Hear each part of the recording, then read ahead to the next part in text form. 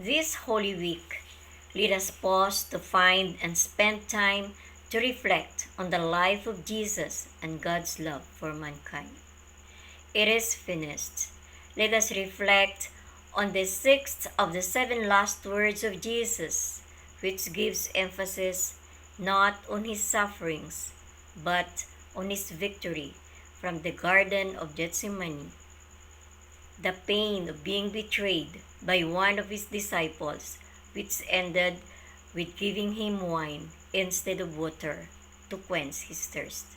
Labis-labis ang paghihirap at pagdurusa na pinagdaanan ni Jesus.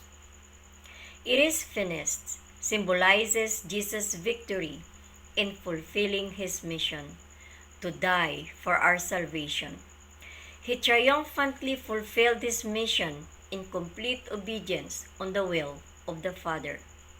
Sinikap niyang mapagtagumpayan ang kanyang paghihirap na hindi gumamit ng dahas at kapangyarihan. Sinikap niyang gampanan at tapusin ang kanyang misyon na makalaya tayo sa kaparusahan sa ating mga kasalanan.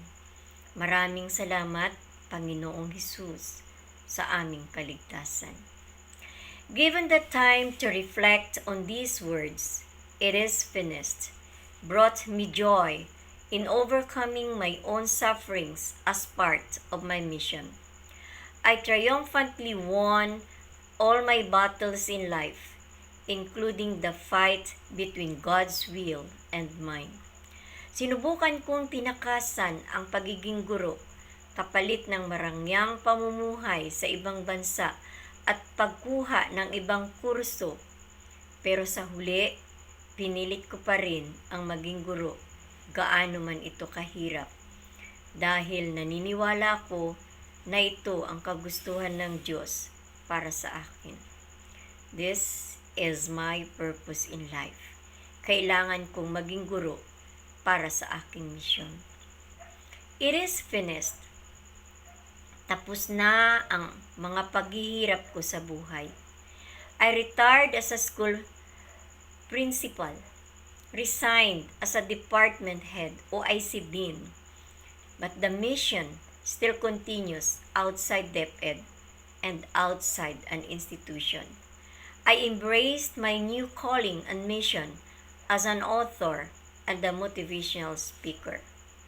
I will write and speak for God's goodness.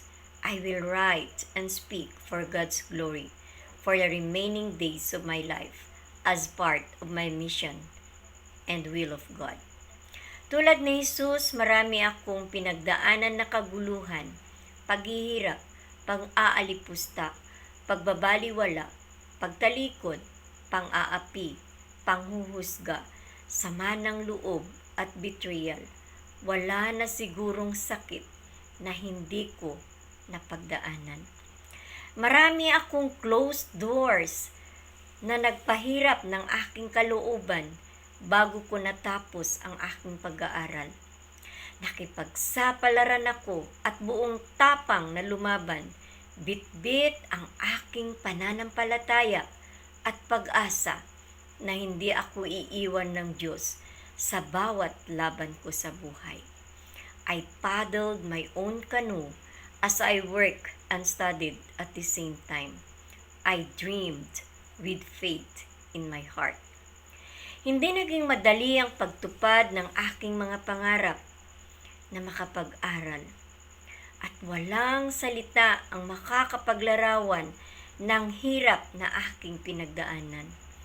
Pero tulad ni Jesus, tahimik kong binuhat ang aking krus mula sa aking pag-aaral patungo sa aking pagiging school head, school owner, let review mentor, at ngayon bilang book author at motivational speaker. Sa bawat yugto ng aking buhay ay panibagong hamon ang aking hinarap at pinagdaanan. At lahat ay aking napagtagumpayan sa tulong at awa ng Diyos. Tulad ni Jesus at tulad ko, tayong lahat ay may misyon sa buhay na may kaakibat na kahirapan. tulad ni Jesus sa tuwing tayo ay nahihirapan at nabibigatan. Nagpapadala ang Diyos Ama ng taong tutulong sa atin para gumaan ang ating mabigat na dalahin.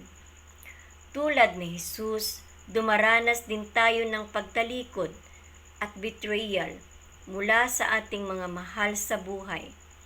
Mga anak na pinabayaan ng mga magulang, mag-asawa na iniwan ng partner para sa sariling kaligayahan.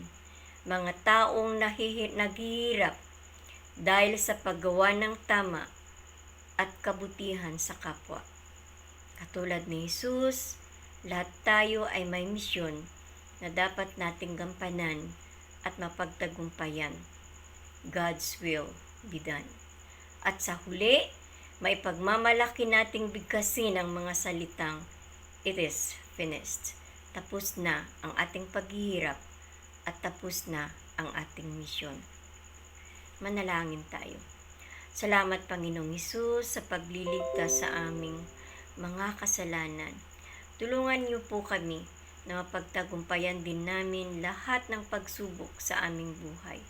Tulungan niyo po kami na magampanan ang mga tungkulin na nakaatang sa aming mga balikat. Your will be done. It is finished.